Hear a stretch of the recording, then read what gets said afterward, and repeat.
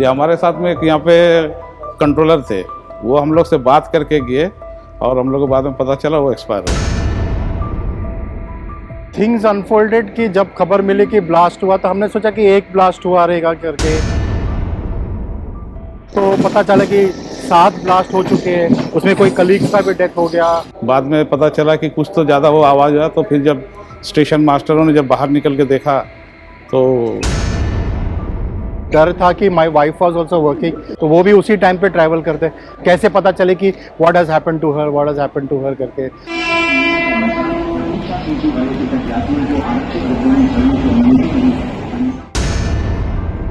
मैं उस दिन अंधेरी और विरार के बीच में जो बोर्ड है कंट्रोल ऑफिस में, वहाँ पे कार्यरत था। बाद में 1825 के आसपास हमको इन्फॉर्मेशन मिला कि कुछ आवाज़ें आई। जोगेश्वरी वाले ने पहले दिया था, फिर थोड़ा तुरंत उसके बाद बोरीली वाले ने दिया, फिर उसके बाद भाईंदर और मीरा रोड के बीच में हुआ, उसने दिया। On the day of the blast, I had finished my morning shift. I was supposed to go to Kandivli, so I just skipped one train. I said I'll take the next train, and then I went to the next train and I boarded that train. So I came to know that there was a blast in the train which I skipped.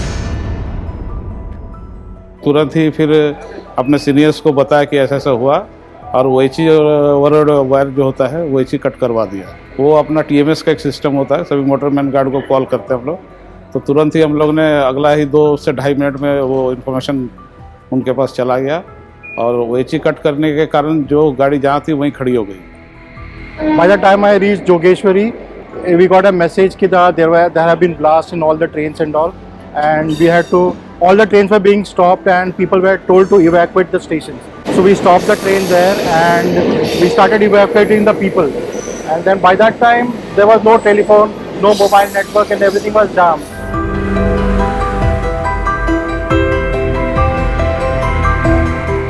डर था कि my wife was also working, तो वो भी उसी time पे travel करते, कैसे पता चले कि what has happened to her करके। ये हमारे साथ में एक यहाँ पे कंट्रोलर थे, वो हम लोग से बात करके गए और हम लोग को बाद में पता चला वो एक्सपायर हो गए।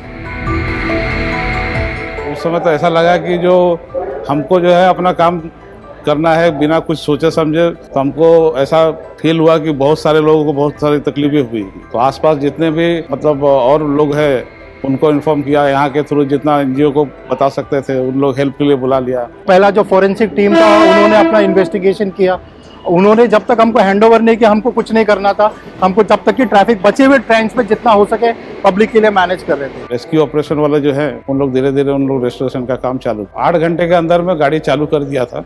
पहला चालू हुआ था महालक्ष्मी और चर्चगेट के बीच में, और दूसरा पार्ट चालू किया था बोरीवली और गोरेगांव के बीच। One of the biggest challenge कि तुमको पता नहीं कि ये ब्लास्ट ऐसा, अब एक ब्लास्ट तो ठीक है, यहाँ 7 ब्लास्ट हो गए, तुमको पैसेंजर्स को बचाना है, इवैक्यूएट करना है, रेस्टोरेशन करना है, और रेलवे के एसेट्स को बचाने हैं, एविडेंसेस को प्रिजर्व करने हैं, बहुत सारे चैलेंजेस थे। रेस्टोरेशन कब हो जाए, नॉर्मल गाड़ी कब चले, पब्लिक को नेक्स्ट गाड़ी कब मिले, जो फंसे हुए हैं वो कैसे क्लियर हो करके।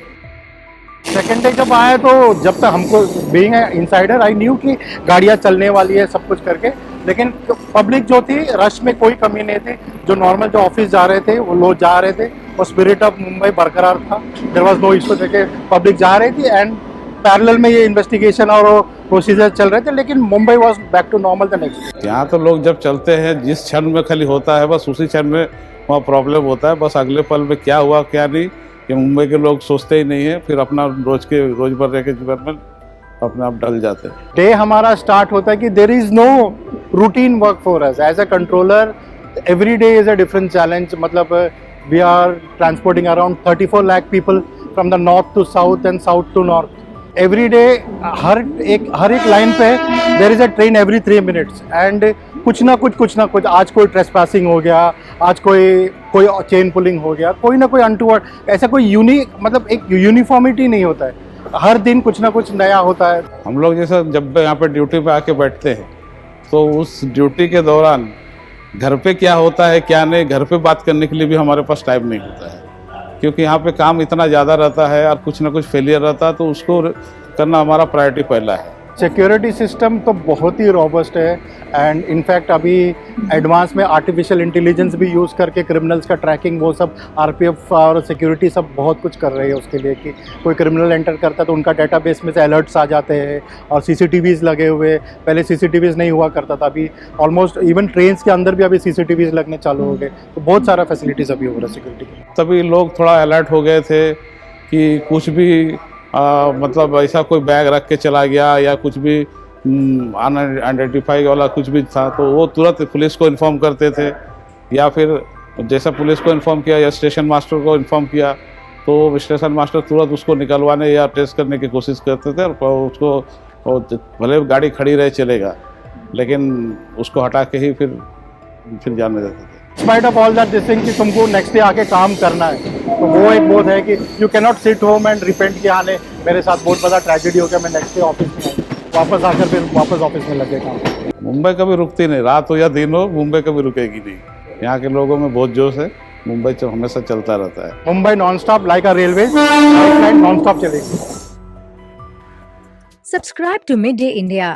Get direct notifications on all our videos by clicking on the bell icon.